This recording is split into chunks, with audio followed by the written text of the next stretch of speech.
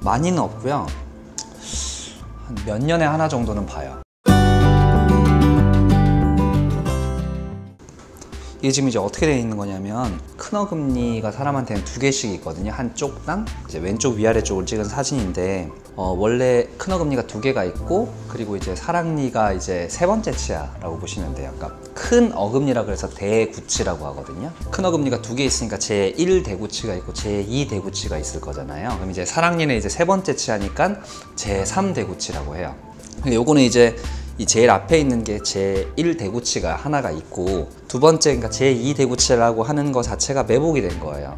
못 나온 거죠. 근데 그 상태에서 사랑니도 같이 매복이 돼 있어서 두 개처럼 보이지만 실제로 사랑니가 두 개인 건 아니고, 둘 중에 하나만 사랑니고 하나는 자기인 거예요.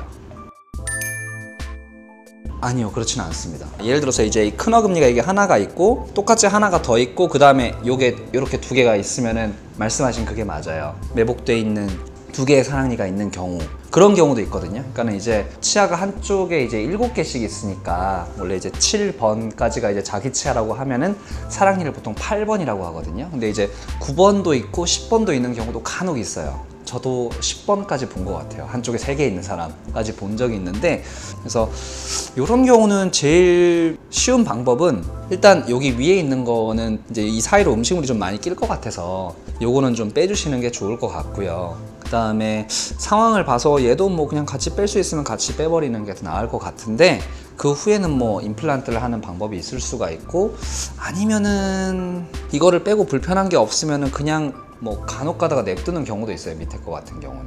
이거는 뼈 아래쪽에 완전히 매복되어 있는 상태라서 사실 발치도 좀 어려운 편이기도 하고, 그런 문제를 차치하고라도 어려운 문제가 아니고, 이제 굳이 불편한 게 없으면은 뼈 안쪽에 있는 것까지는 굳이 꺼내지 않는 경우도 많이 있거든요. 그래서 글쎄요, 환자분의 불편한 정도에 따라서 좀 결정을 해야 될 것 같아요. 그렇게 하는 게 저는 맞다고 봐요.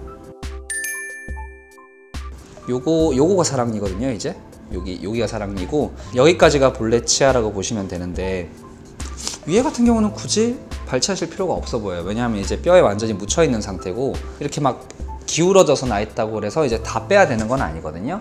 기울어져서 나 있음으로 인해 가지고 아무래도 공간이 있기 때문에 그 사이 음식물이 낄 것 같으면 빼는 거고, 혹은 그것 때문에 염증이 생기면은 빼는 거고, 뼈에 완전히 묻혀 있는 상태에서 기울어져 있는 경우는 매복되어 있더라도 안 빼는 경우가 훨씬 더 많아요.